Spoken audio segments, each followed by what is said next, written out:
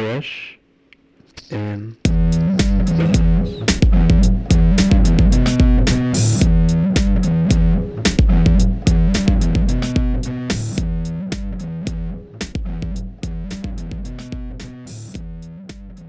All right, welcome back to another episode of Fresh and Buds. I'm your host, Tommy Fresh, and you are all my buds. And today it is episode 114, and we are joined by none other than Pat Shaw.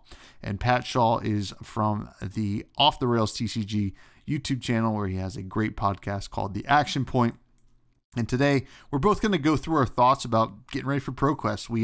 We're both very busy guys, not a lot of time to prepare, not a lot of time to actually attend. We can only attend one or two. So, you're going to get our thoughts as some dummies getting ready for these ProQuests. So it's going to be a good time. But before we get to that, I want to shout out the sponsor of the show, which is you, the patron, which you can find in the show notes. You can find the Patreon, which helps keep the mics hot, the lights on.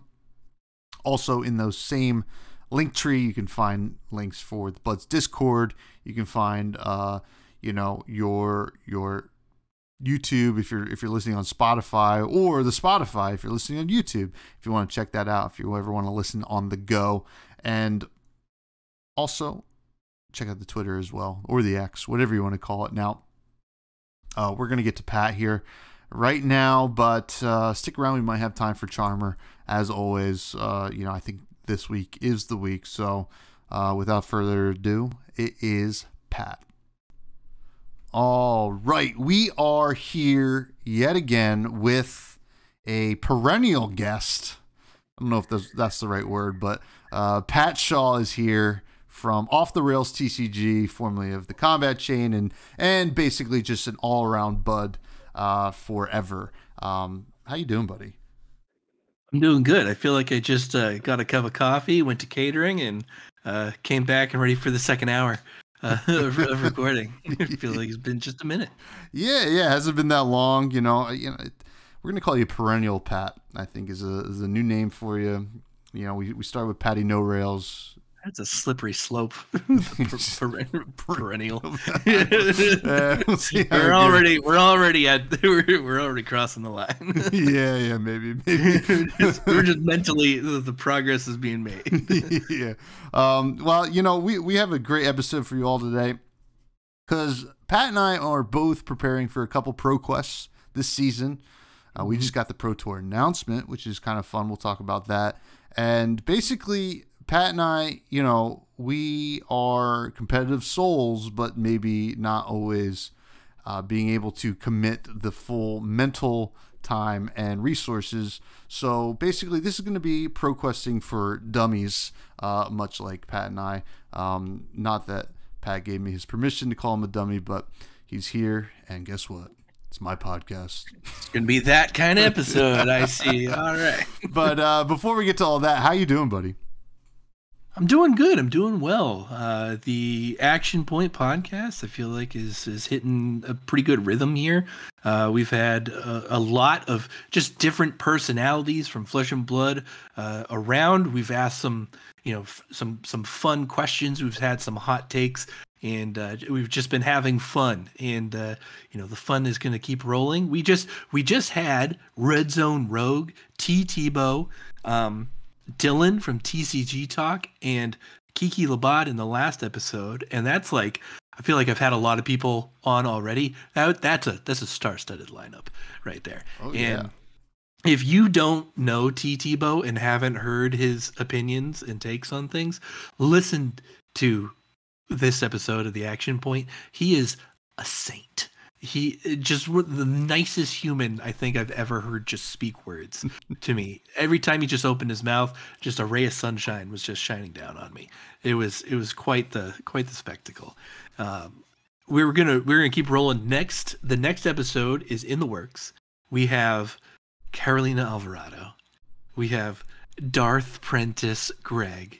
And we have Mr. Viz Gary coming on to do.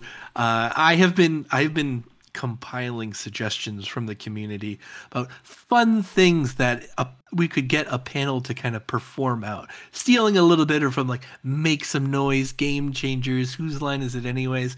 And now we're just going to assume that these three intrepid souls have an ounce of improv chop to them, and we're just going to throw them to the wolves and see if we can't make some fun stuff happen. So I'm looking forward to it. Well, that's very exciting. Obviously, I am very familiar with both Greg and Gary, as they are in the Fresh Mafia, and Carolina obviously is a personality to behold in this wonderful game.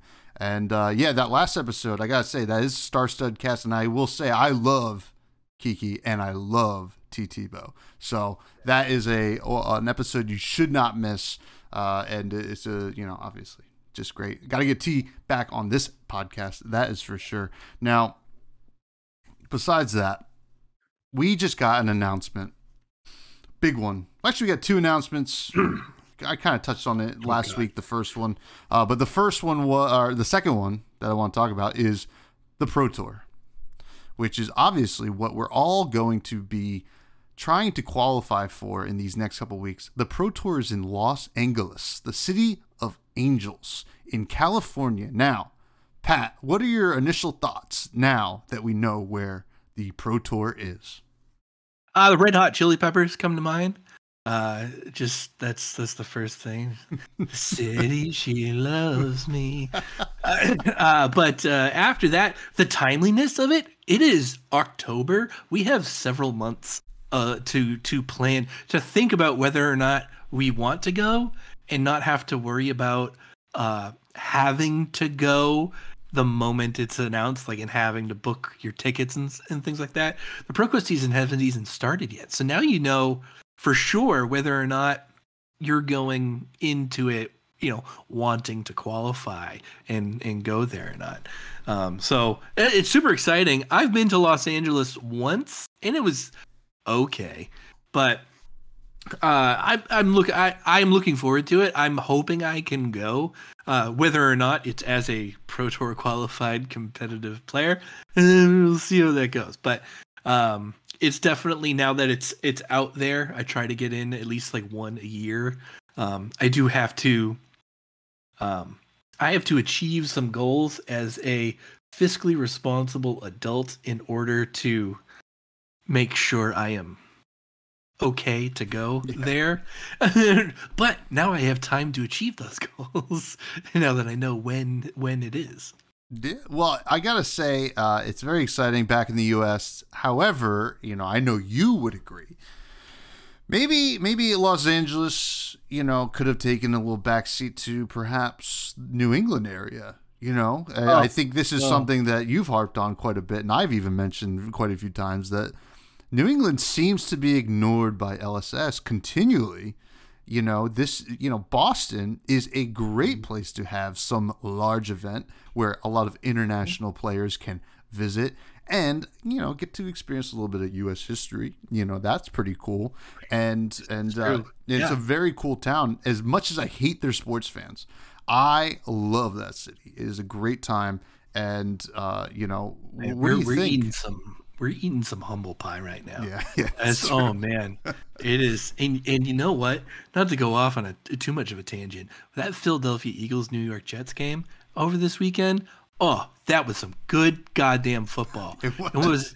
I turned off the Patriots game to watch the Eagles Jets, and I was just like, wow. I was enchanted by the whole thing. Both defenses, great.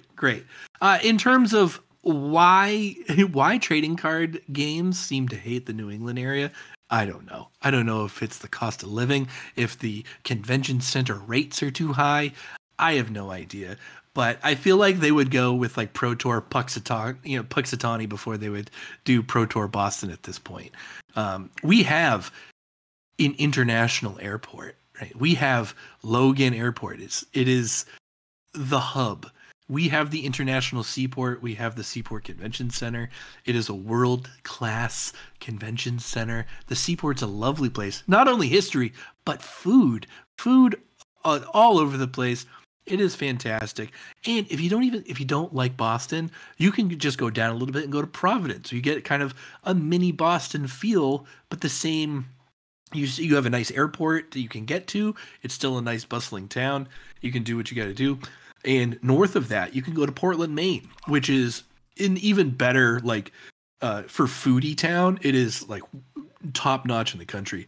But Portland is like, I think even the most scenic and is probably the best for for people to gather and kind of explore that area in a friendly environment. But I think any three of those cities in New England, I don't know what happens in New Hampshire. New Hampshire and Vermont, there's just woods and people with guns in there. So, the major metro areas, I think those three cities would be perfect candidates. And I have no idea why it doesn't happen. The SCG Open used to have a big stop in Worcester at the DCU Center. And that was like a regular spot. Like that's Tarek Patel, and all the MTG grinders, like Worcester SCG Open was like a big thing for them. And like Star City just doesn't show up anymore. They stop at whatever, New Jersey. And they go west, so I don't know what it is. I feel like they just took a chunk out of the map and they said Northeast. When you look at the Northeast, New Jersey's unfortunately part of that. And they just went, we've been here a couple times. Yeah, a few times. I mean, I wouldn't mind it to be back here, to be honest. But you make some great points. Portland, Maine, my favorite city in all of the United States. I was going to say the continental United States, but I think it beats anything else out there too. It's just the best. Boston's really cool. Providence is a cool town as well. And it's also not that far from New York, but this is just really the segment of the show where we make a plea to LSS to get something going on up there. I think it would service a lot of great players, and it's not that far from Canada. You got a lot of professionals and large personalities like Pat Shaw and Fino up in that area as well. These are all things to consider. But LA, City of Angels, not my favorite city, but certainly accessible. LAX is notoriously a wonderful airport to visit, and I can't wait to hopefully go there if I qualify. But we will see who takes it down, because that will be the premier event for heavy hitters, which we don't know a lot about. We mentioned the announcement last week on the show. We can only assume Brute, Warrior, Guardian, Gladiator stuff. I have a very good feeling about this set. This set, sometimes you just got that little itch, and I've got it. I feel like this set is going to be one that I enjoy from all aspects. I think so too. I think a lot of players are going to enjoy it because. So Bright Lights, and we'll talk about your thoughts on Bright Lights, but Bright Lights, while, last week, definitely I sung its praises, I sung its maybe issues, it might be the little bit of a, kind of like left, like kind of, you're tapping, it's like a little boxing, and then heavy hitters is going to be the big right hook that you don't expect, and, kind of, really I dig your sports analogy. Yeah. Like mechs, like, oh well, like look at this like cool little thing we did, with an all mech set. Like imagine that, right? Boom, heavy hitters. It's gonna have a lot of heavy hitters in it. So it's gonna have blue 6 attacks. That's what it's gonna have. I mean, that would be incredible. Now, Bright Lights. We can't really speculate on heavy hitters that much. We still have a lot of Bright Lights to play here in the next month or so. And I want to talk about, first of all, what are your thoughts on the set so far? I know you're not a big limited fan, so we won't even touch on that. Obviously, it's a big limited set. But, from a constructed aspect, where do you see these 3 new heroes kind of entering the fray here for constructed fans? So I think Dash, or OG Dash gets kind of thrown into this kind of pool a little bit, because Dash got a lot of benefits from the set. If nothing else, the ability through twin drives to consistently play max velocity is such a boon for these aggressive dash decks where they're slotting in maybe a handful of cards, but the consistency in their aggressive plan has just it's smoothed right out. And instead of becoming like a end game scenario, right, of like maybe I'll get to set up and do one max velocity, you now have to account for facing dash, the very real possibility that you will see all three max velocities hit you in the face in a single game. And that's that is a different tune than the old, dash hybrid, kind of to use your boxing analogy, right? Just kind of running some straight punches, down the pipe the whole time, and hope that it's enough to, knock out their opponent. Now they have that they're ready, just loading up, and they've got 3 giant haymakers just ready to go there. So OG Dash has definitely gotten an upgrade, and did it need that upgrade? I don't know, but it got it. So we, whatever the tier it was, you can at least move it up like half a tier. So if you had it at like B plus A, it's like A plus right now. Dash IO, I think, is the big winner of the set. Things like in Boom Grenade, I think, is a big reason for that. You have one of these items that interacts very well with the new hero, can come out for free, and adds that extra 4 points of damage that's so valuable in these red cards that come in these sets, right? You look at Revel and Rune Blood, right? Is four rune chance. Things like Slice and Dice for like Kasai, but you have the value breakpoint of 4 is such a big number, and if you can put it onto a non-attack of any kind, it's a real benefit to that hero. And so to have those boom grenades come in rainbow and be able to just kind of load up the board and just it can really shock an on opponent if you're just churning out. Being able to see the top of your deck at instant speed or any time, and to be able to do kind of instant speed shenanigans with the items as well, and have that top deck manipulation part, I think is seeing a lot of dividends early, and I think you'll see it start to be one of the premier aggro decks in the format here, especially if we talk about a world where Lexi and possibly Icelander aren't there anymore. I think it's definitely something that you have to see there. Max Nitro, I think, is the puzzle that needs to be solved. I've seen like you can take a generic, I call it generic, but your kind of vanilla boost aggro build and throw in hyperdrivers, and you have I think you have a pretty good shell. You can go a little, like, I wouldn't quite call it mid-range so much as just kind of like big red things. A little more expensive 2-3 cost with boosts that they had that they were introduced there. Utilizing hyperdriver's resources to still chain those together. You can have 15, 18 damage turns, with Max Nitro, and end with like a Banksy wrench hit. It does seem like they want to go into this, like they're making it very friendly for a Nitro Mechanoid build there. That I'm not seeing, and I don't know if we're going to live in a world where a Mechanoid combo deck is for real. Maybe a little more support one way or another, but I don't know what that looks like in order for that to happen. But I know people are throwing it in there. It's nice to have if it goes off. But I think focusing on that mid-rangey, right, big red attack is where I think they're going to find the most value. And both those Dash IO and Max Nitro having to rely on these no block items, I think is always going to be the big, the red flag for both of these decks. Sure. Moving forward. And then the elephant in the room is Teklovasan sucks. It's just like friend of the channel, Taylor Crawford, who's calling finalist and battle hardened winner, and Lexi had his deck list posted with Channel Fireball. Carol, I'm not gonna say his last name, but Carol from LSS posted.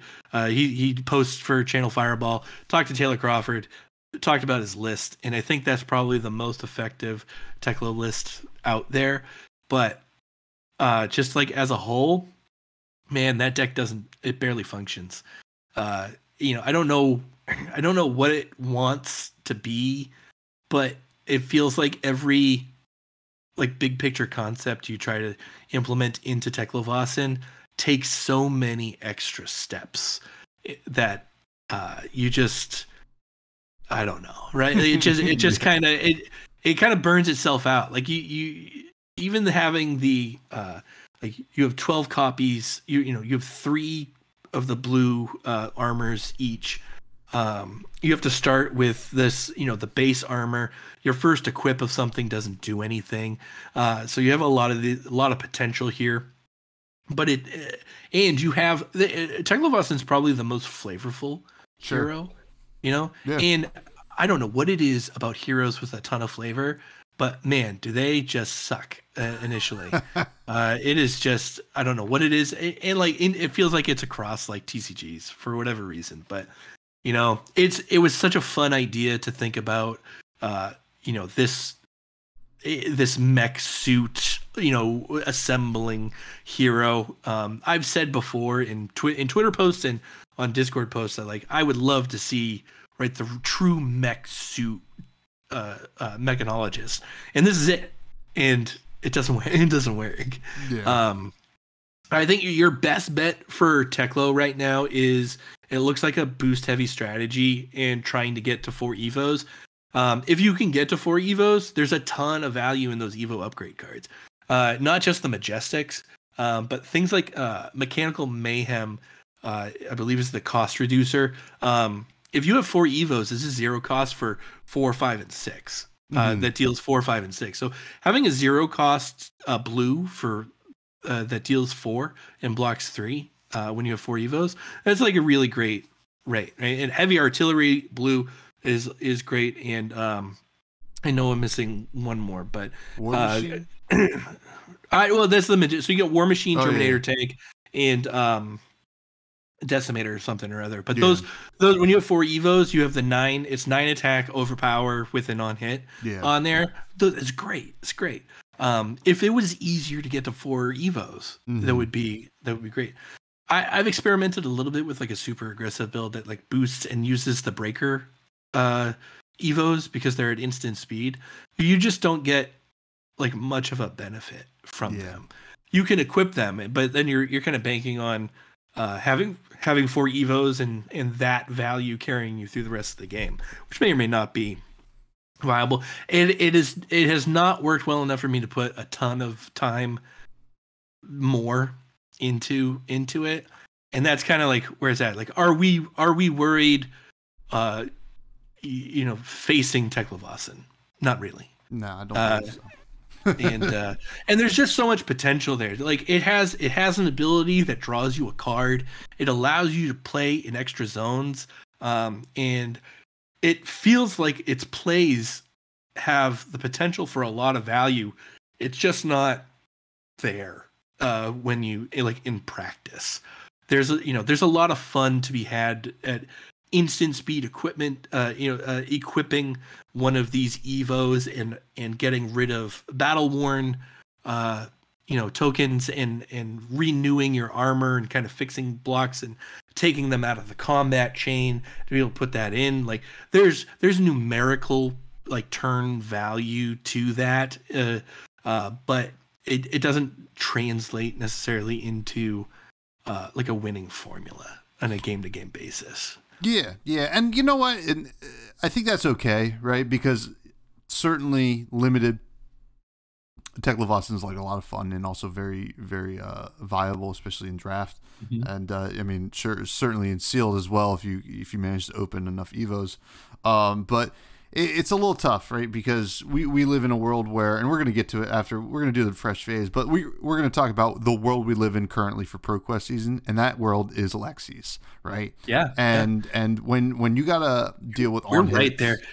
My phrasing mentally, yeah, everything. That's good. We're in Lexi's world. Yeah. This is why we're buds, Pat. And because of that, I think all three of these decks suffer because when you're facing down these deadly on hits, it becomes very difficult. Now, we'll talk about it in a bit, but let's talk about the fresh phase. Let's talk about your Bright Lights fresh phase. So first of all, Pat, out of the three heroes we got in Bright Lights, which is your favorite? Man, this one's a tough one for me because I'm one of the people that like this set was not for. Mm-hmm. So to this end, my favorite hero is Tekla. It had the most potential. It was the one that interested me the most. The other ones, Max and Dash, didn't have their abilities are a thing, right? But they're like simple little things, and that's usually where like the most juice is, comes from. You had like these little simple abilities, but it can be easily exploited. Is a thing like Chain's Soul Shackle, right? Like create a Soul Shackle thing gets go again. It's not a lot. It doesn't seem like it's a lot, but it's like incredibly valuable. Ira +1 next attack, right? I feel like Dash IO and Max have similar hero abilities. Tekla has a lot of text, and it seems like there's so much space there for him that is untouched. That it's really sad that he does like it kind of sucks right now. But I think out of all of them, he also has the most just potential for growth and just unique play style. Like it has so much potential. It's just not there right now. Yeah. So Tekla, great answer. I mean, I think a lot of people are right there with you. He's very cool, very flavorful. And has like a lot of applications in other formats, right? A ton of fun in like not commoner, but like UPF and even Blitz probably is even a little bit cooler, but maybe more on the Professor Tekla side. But they're saying Professor Tekla is probably the better Tekla in just Blitz. Yeah, I think so. Well, that's what Gary was saying. But now, what's your favorite weapon? We only got three. I guess Banksy. I've seen people do a lot of work with it, and there are some of the non-attacks that help buff it, and I always like the ability to buff a weapon there. And they said the Evo upgrade ability of the leveler is good, but I think Banksy, and it's a wrench. It's not a pistol. It's not a gun. It's a wrench. Yeah, which is that was the highlight of the rules thing that they put out. Equipment. What's your favorite equipment? We had a decent amount here, obviously. Yeah. For aesthetics, the breakers I think are my favorite. The very, I don't know. I feel like I'm dating myself, but did you ever watch? You watch the Power Rangers growing up? Yeah, of course. Did you branch out a little bit in these costumed superhero type with like Beetleborgs and things of that nature? Yeah. There was a show that had a young Matthew Lawrence, and it was called the Superhuman Samurai Cyber Squad. And I think I missed that one.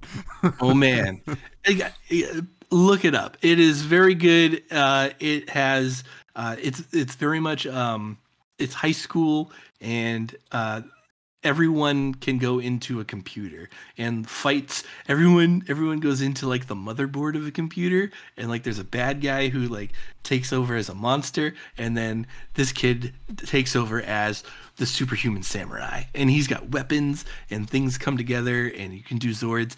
But that superhuman samurai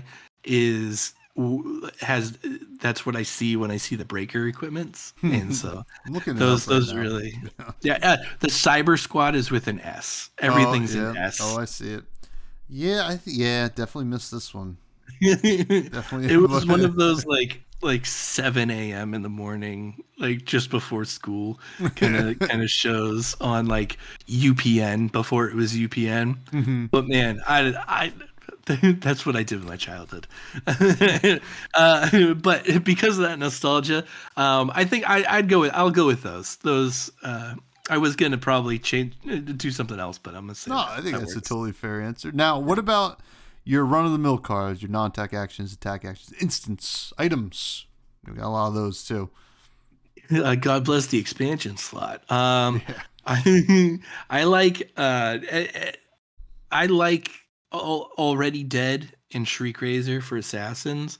Mhm. Um, I think the like the biggest impact card though is Tome, right? Tome of Imperial Flame. I Mhm. think that has a lot of it has so much potential. I did try it with Fi, and for a while I was kind of copying myself, being like, this works. Royal Fi can be a thing.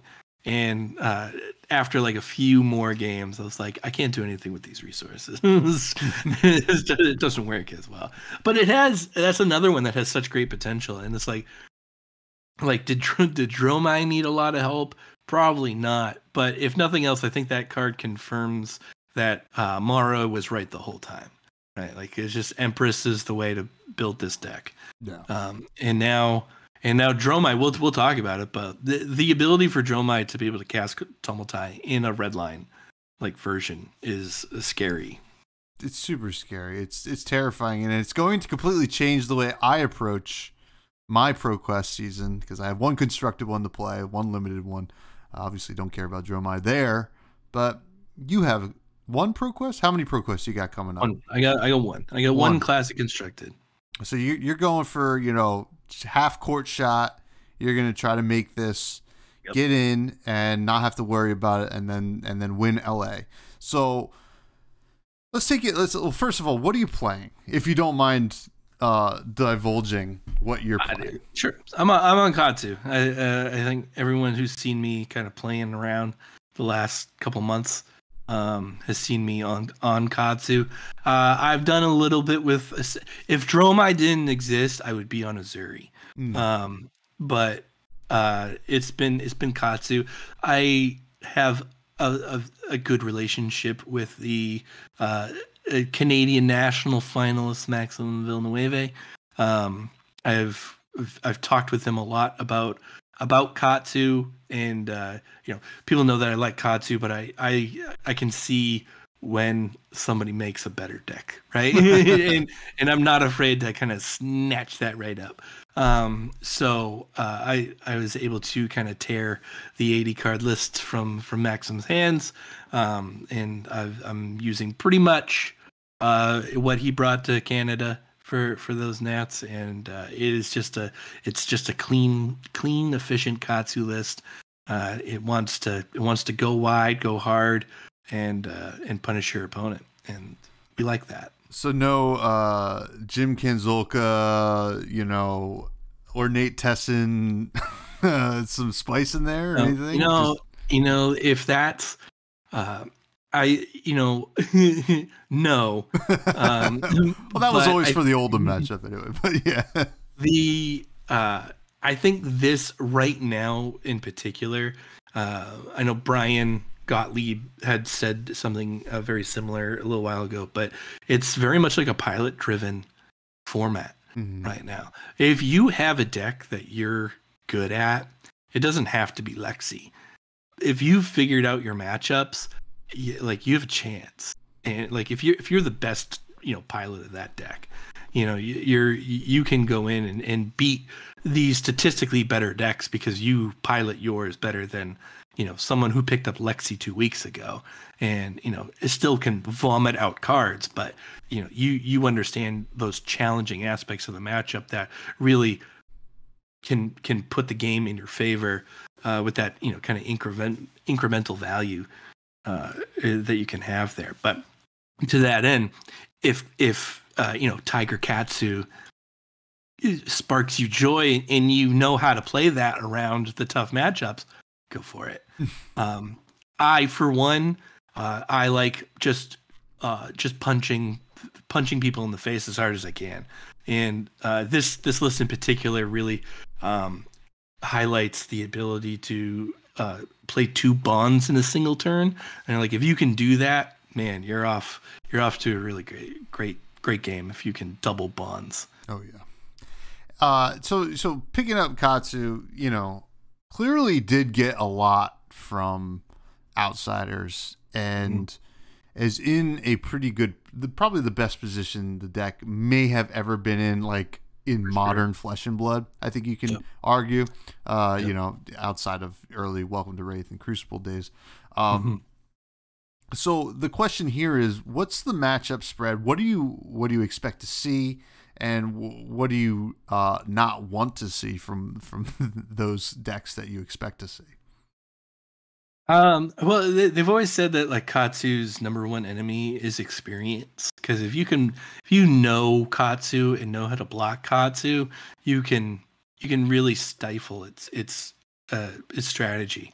What outsiders did was enable the ability to naturally get your combos more consistently and more frequently than ever before. So in the olden times, you used to have to hit in order to get your combo, because you needed to tutor a card to get the next one there. But the fact that you have so many gust waves and after a surging strike, you can really just it's still correct for your opponent to kind of like overblock a surging strike, but you can still punish them for that when you drop just a gust wave after that, and then they have to reevaluate how they're going to block going there, and it just opens up. So you ask the question much more frequently doing that. I think it's one of the I think it has the potential to race any deck in the format. So I think we're seeing a lot more aggressive decks, and I think coming into the ProQuest season, we're still in Lexi's world, right? I think Lexi has the highest output, has the highest consistency, is the best resiliency. It has very little chinks in its armor, and I think this season it's kind of like the Starvo farewell, right? So this is Lexi's world. We're just living in it, and it should be done. When ProQuest season is over, it's going to take 40% of the ProQuests, and it is what it is. I think the most represented deck is going to be Dromai. I think Tome of Imperial Flame just made it just the hot new thing, and it's already been like the weirdly popular deck, and it's just going to see, I think, more than that. So I think you're going to see a lot of Dromais, which Katsu loves. You're the second most represented. I think you're going to see Lexi. I think I think the third most represented deck is likely going to be a Dash. I don't know if it's going to be Dash IO or OG Dash, but I think if we just combine those two and just say Dash, I think you'll probably see those. And then probably Bravo. There's something's got to like balance that out, and I think Bravo is likely it. And then I think Katsu slots like fifth behind the rest of those. But in terms of like what can I do into those matchups, I can eat Dromai's lunch. Mm-hmm. I can race Lexi, but Lexi is Lexi. You have a lot of trouble if they've splashed in a little more ice cards. It can be problems if they have the right on hits. It can be problems. It's definitely a matchup that you kind of. My goals going into my ProQuest is understanding basically which bullets I can afford to bite. There's kind of like a standing rule of thumb that no one should let Endless Arrows and Heat Seekers hit because the value that they represent is just so high. But when you're playing an aggressive deck, like you sometimes can't. You're gonna have to choose. You're gonna be hit with both of them in a turn potentially. But if you might not have enough block in your hand to get both of them, so you really have to kind of figure out what you're gonna do. In those situations, and can you deal it back as much, or just to make it worth it, to kind of clap back. And if not, how are you adjusting your deck in order to make that matchup a little more palatable to you? And that's where things like Flick Flack, Flick Flack against Lexi is huge value. 2-card nines, block, it's fantastic. You're just in a situation where like anytime you block you're still like kind of losing there.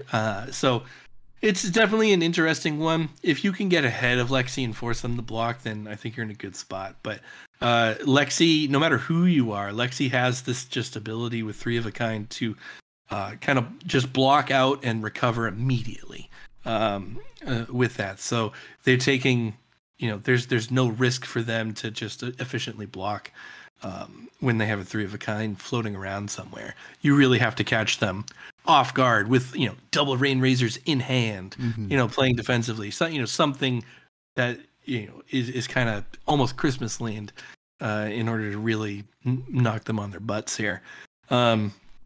I think Dash and Dash IO, the question with aggressive Dash used to be, can I fatigue it? Right. And the answer almost 100% of the time was yes. Like even heroes that you wouldn't think could fatigue a hero, if Dash went full boost and you just blocked, you could usually outlast them. And that includes like Fi. Like if you just sided out like your Art of Wars and just put in and just anything with a block value on it and just put cards in front of them, you would live, unless they, kind of high rolled into multiple max velocities that time. Now they can't, right? Yeah. They just do, right? So you can't just put like your 2 blocks in front of it and expect to live. Yeah. Because they're just going to go so tall. So now you have to judge your efficiency on how well you can race them. And Dash has kind of had an edge into aggressive matchups in that, especially when they're running pistol, their end game is much better than most people's, right? Ninja loves the Kodachi lock, right? We want to poke you for one, attack you for whatever. They have a better Kodachi in pistol, especially late game. And if they have the induction chambers to go, to give it go again, and they're set up for that, they're blocking effectively, and they still have that blue to load the steam counters and just pistol, you to death. And at some point, dealing 2, 4, and 6 damage a turn basically free is going to cost you. And if you get into that kind of classic end game grind where people are just trading 2 cards for 2 cards, they can really punish you very easily with that pistol package. So you really gotta you have to understand the speed in which you're attacking and what you're capable of, and don't let yourself get to that single life grindy life total with them.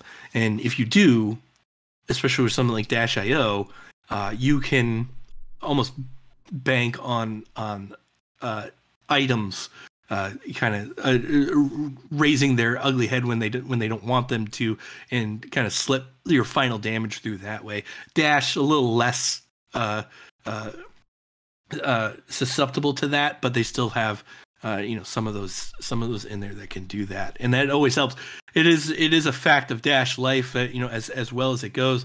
If you have a Teklo core in hand, as in the last turn of the game, them's the breaks. Yep. I think Bravo is kind of secretly the scariest one there, just on hits, right? Just anything that disrupts you from your 5-card hands is gonna be dangerous. And that's where like ice variants of Lexi come into that as well. If they do, not so much like a frailty. Though that can be punishing, like Kodachis and frailty obviously don't go well together. Very rarely do you get like an inertia token out of there, but Bravo can really just mess up your day. And it's the Katsu Bravo matchup has always been it's a classic battle that's been going on in that like crippling crush for 11, right? Even if it's not dominated, You just have to, what is your best course of action? And, for a long time, for a few years, the answer has been just eat it, because whatever you're going to do, you have 2 cards and hope for the best. And, and there's still not a ton you can do about their big dominated attacks. And they've added Starstruck into their arsenal, which, like, I think people saw and understood that it would be a good card. But man, is that a really good card? Yeah. It is really, really good. And it can stop you in your tracks very, very hard if it hits and gets that crush effect. And if they add a pummel or something on top of that, boy, you got time walked right there. They just get an extra turn. It's pretty brutal, and gosh, I've even run into some Bravo decks that are running some of the new cards from around the table, like I forget what the name of it is, like thing that'll pop and like give it +6, which is pretty insane, right? And they also got new boots, and it is a scary deck, always has been in a way, kind of ebbed and flow in terms of playability. And this might be a really great format for it. So, I'm taking all this in as someone who also has a constructed ProQuest in a couple weeks that I need to get ready for. I hope you're wrong about Dromai, because I really want to play Riptide, right? And the reason I want to play Riptide is, well, I'm really familiar with it. Right. And I really like the matchup into Lexi, and I like it into all of the folks out there trying to play like Dash and Max right now. And even Katsu, I love it into Ninja, right? Like those traps like do some serious work, and on hits with the like the spikes and stuff like that. Or laces, spikes is in the assassin class. Sure. But on the other hand, if Dromai really is going to be really prevalent, then I look at Levia. Now you're probably looking at me. Well, Tommy. You have 2 decks that are not very good that you're trying to play. Now, friend of the show, Craig Krempels, was at my armory last week. You might know him from Top 8 of Nationals. Congratulations, Craig. He says, you're allowed to play the best deck.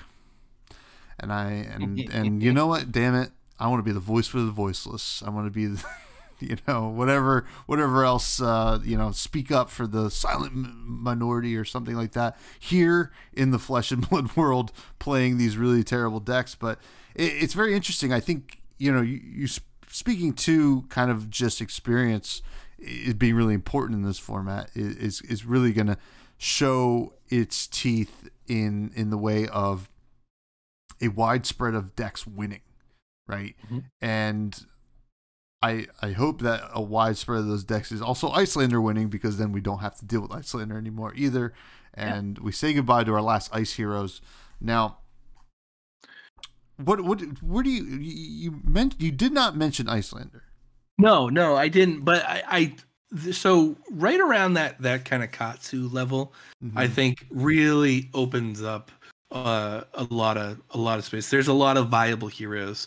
I think just kind of after, maybe not even after Katsu, but in that Katsu area. But I think Icelander is one of them. So like if I continued my ramble, Icelander, Azalea is definitely in there. Azuri, is definitely in there as well. There was a Raiden Bolton that did really well. Scary. That might open up some eyes right there. It still really sucks to some of the Dust Till Dawn cards for Bolton. It just makes me kind of shake my head a little bit. But like if you ignore most of them and just stick with like your Monarch, like Raiden aggro, and just add maybe just a couple of the good ones in there, you got. It hits like a dump truck, man. Yeah. It does. It's a really good aggressive deck, and Soul Shield, Soul Shield and Shunts, on top of everything else, just can eat up a lot of damage, and you can, it doesn't take much to side a couple of those in and still keep your game plan, and it does. Ice sucks, and that's why I think Bolton doesn't see a ton of play. So like if you know for sure that your local meta is like light on ice, like you can really do a lot of like basically whatever you want. Mhm. Even like Dory, there's been a lot. I feel like there's been kind of like an upswing in Dory. Maybe it's because it's Oldham has gone. I don't know how well it does into Lexi. I haven't seen enough of them, but I have seen an upswing in Dorinthia. They got the new card in the expansion slot, takes out the defense reaction in Arsenal. But even just recent Dorinthia play, the math is kind of changed on her a bit enough where she can cause people problems even if they try to block like effectively against her. She can really kind of still surprise people, and when Dorinthia can surprise people and put counters on the Dawnblade quickly, she can be a menace no matter who you are. For sure. And things with the puncture and just timely stinging seal blades, but just being able to poke over the top for one to get go again and be able to swing again after your opponent blocked for what they thought was enough is very demoralizing experience as facing Dorinthia. But it definitely has its advantages there. But again, what do you do against what do you do against the most prominent decks?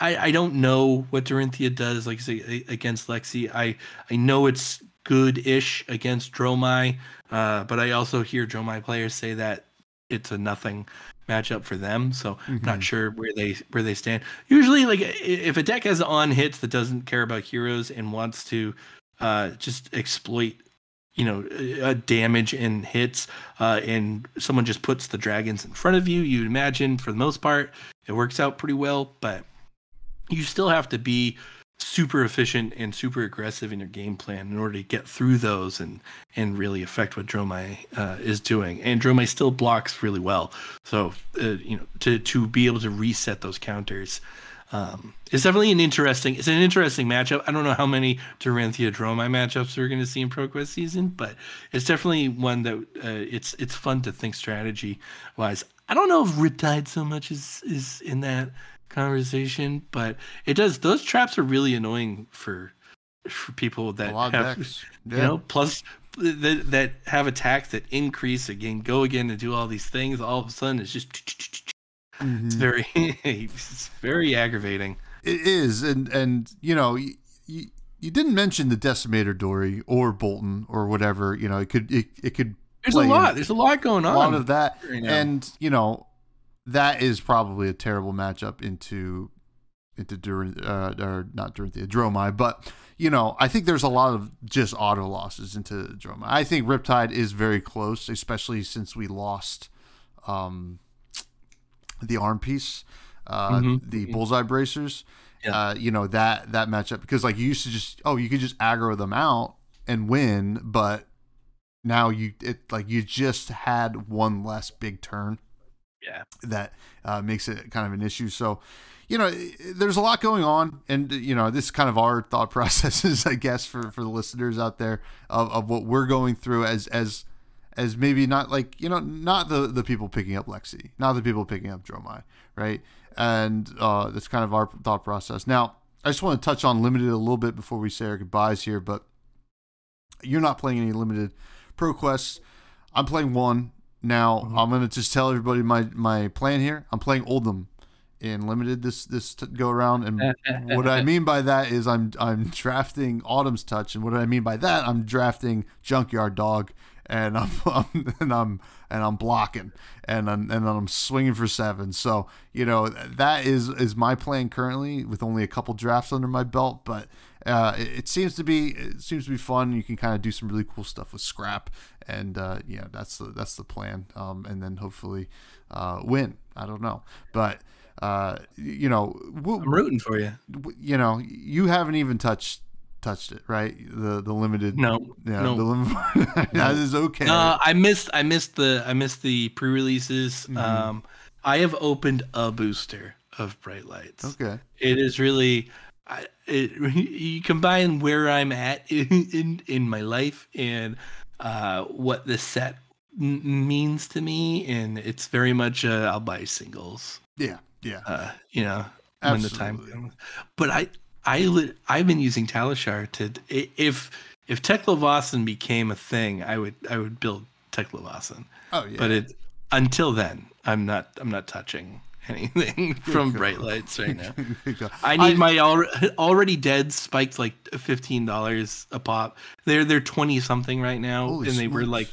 they were like 5-10 the first few days of release, and they went through the roof. And then I want Shriek Razor just because I have a lot of cold foil assassin gear. I need the Shriek Razor. Yeah, to keep it going. I didn't buy any sealed product outside of like limited. I did get a free case from my sister's boyfriend because I picked them up from the airport.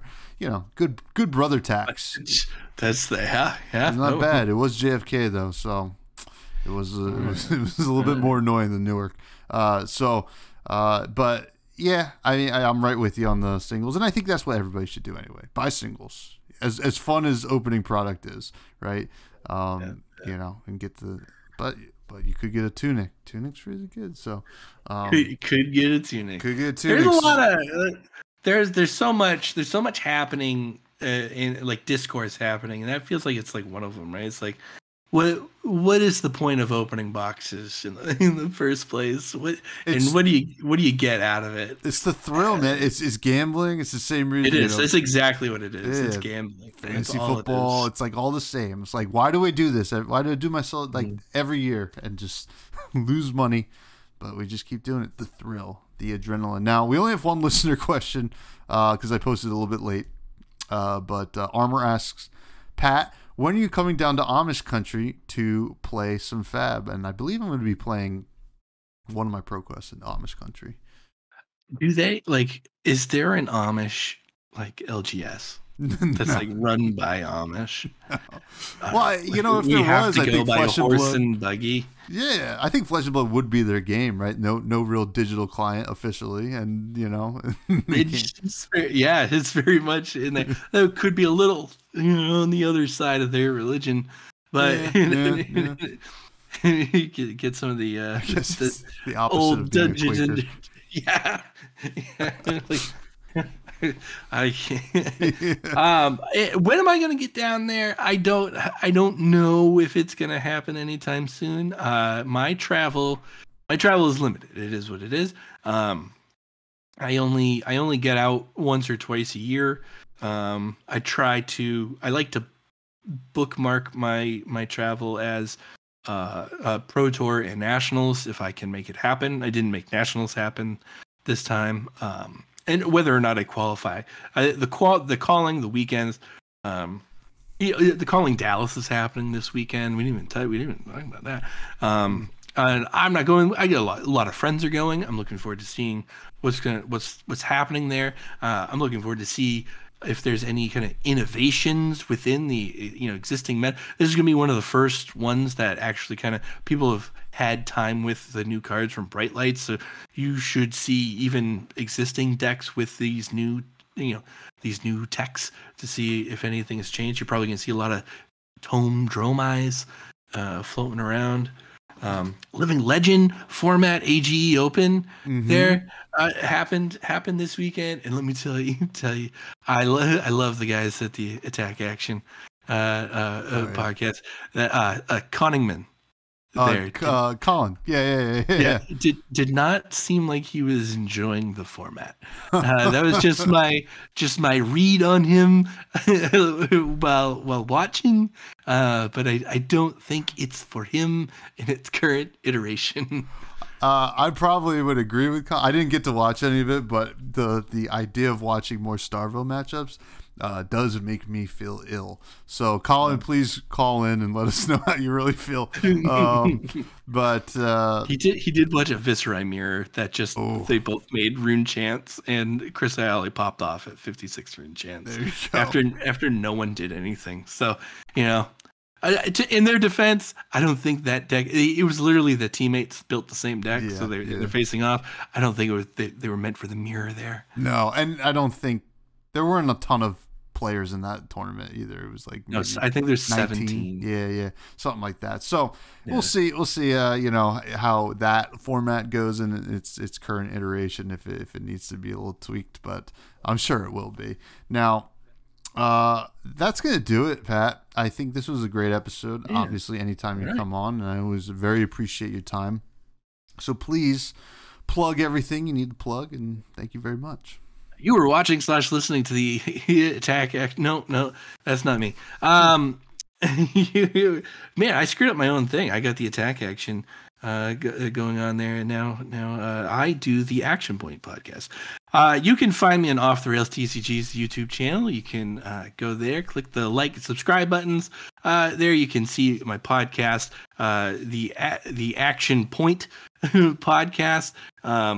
We got a lot of exciting episodes coming up. We've been really diving deep into this new panel format, having a lot of fun with it. So go check out, see what we're doing. And help mold what this show is. Go on to my my X. I don't like saying that. At Off the Rails TCG. You can find me on social media at Off the Rails TCG. I post constantly about what is coming next and how you as the audience can help form what those episodes are made out of. It is a task, as we all know, to keep current and up to date, and keep things fresh, and the audience engagement is a large part of how I'm able to do that. So if you tell me you want a question asked, odds are I'm going to ask it. I just recently launched the Patreon for Off the Rails TCG, so you can find me at www.patreon.com/Off the Rails TCG. It's a single tier. It says that you support me, gives you an executive producer credit as part of the show, and patrons are going to be kind of the exclusive beneficiaries to future merch coming out. And I don't have a wide supply coming out, but we're going to have some Off the Rails sleeves, some play mats as kind of like a test run, and see how they look. And I'm excited to get those, I believe, in the next week or so. But yeah, so a lot of exciting things. Check us out, Off the Rails TCG, everywhere on social media. And yeah, that's where you can find me. Please do check out Pat. And obviously, if you listen to this show, you know Pat very well, and I'm hoping you're supporting him as well. You can continue to find me on Twitter /X at FreshBudsPod. Check out the YouTube. Give us a little like, comment, subscribe. Discord, the Buds Discord, best place to hang out in this community. Spotify, if you listen to any of our podcasts on Spotify, give us a rate. That helps us be discoverable.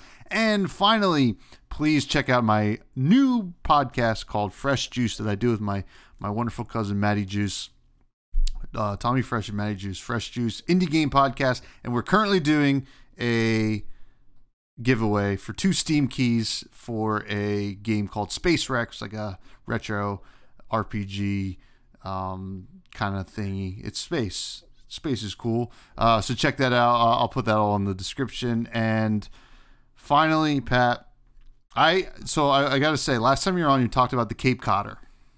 Your hot dog with the New England clam chowder. I bought clam chowder. I have not eaten it yet, though. Okay. Yeah. All right. But it's sitting there in my. I gotta have the time, or not even time, the wherewithal to just be like, all right, I'm cooking a glizzy and I'm dunking that thing in the thing. Do you have any other food that is possibly going to make people think this is the biggest weed podcast of all time? Do I? No, I came in prepared with something. I don't think. You know what? Yes, I do. You know what? I don't think it's enough credit as an ice cream topping? Shell. right? You get the hard syrup thing. So it's room temperature. It's very fickle. If you vary the temperature one way or the other, I feel like it just seizes up, in your hands as you do it. But man, I think one of my favorite things to do is to take a base ice cream, right? So it still has to have something. I cookie dough is my go-to for any kind of thing. Vanilla second, but nothing. We don't go to the other end of stuff. We don't want all this rigmarole and just have too many things going on. We just want a little something going on. But what we do is we take that kind of the Hershey shell syrup, and we like to make all sorts of little crisscross designs going on in there. At the end, if you end up just kind of pouring it all on anyways and creating like a real a carapace around your ice cream, that's fine too. But you do that, and then you get a good dollop of peanut butter right from the jar, Jif, whatever you're going to use. And the secret is you put it in the microwave, and you put it in for a minute, and in 30-second increments you take it out and you check it. What you're looking for is liquefaction without like emulsification, right? We don't want it to separate. We just want it to kind of liquefy just a little bit, to be a nice peanut sauce. And once it's there, it takes, I'd say, about like 40 seconds, right, total. So 30 plus 10, you're probably at the perfect consistency. When you take that out, that just kind of drizzles on that shell and that ice cream in a very nice consistency. And the best part is that as it chills from the ice cream, it becomes peanut butter once more. So the cold reaction of the syrup for the shell and the peanut sauce back into the peanut butter while you're kind of eating it and mixing it around and stuff, it is the ASMR ice cream experience that I think we all waited for. So we're cookie dough ice cream, shell syrup, and melted peanut butter on top. Try it out. That's very interesting, and I gotta say, you're like the barefoot Contessa. The way you describe that, you're just like, yo, you can make your own peanut butter, store-bought's fine, or something like that, But that was incredible. Although I will say, I always feel like if you go to an ice cream parlor, they get the shell right, like so much better than like if you just do the Hershey's one. It's just so hard. They have, if you go to like a Sunday bar, they have like you get one of those like glass goblet style cups. Mm-hmm. And they do the drizzle like around the edge of the cup, and they do that with all of them. I think that's like the true ideal. And then they could put like, you can actually crunch a cookie and like throw it on top there. If you can get like a cookies and cream with like half an Oreo of whatever cream amount you want in there, and just put the little half crescent on top there, you're gonna be great. That sounds so good. I will say though, mint chocolate chip is my favorite, and I won't be taking any other flavors as options. But do you put a lot on there? Do you put a lot? I feel like mint just kind of, if I'm there's doing a lot going on, it stands on its own. I think I do mint chocolate chip on its own. I don't really. I mean, I'll fool around with some sprinkles. Are you a Sunday man? Are you like? No. I'm a Monday to Friday normal 9 to 5.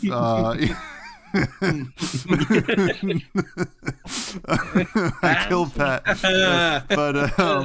but yeah, no, I like a sprinkle or a Jimmy, whatever you call them, wherever you hail from.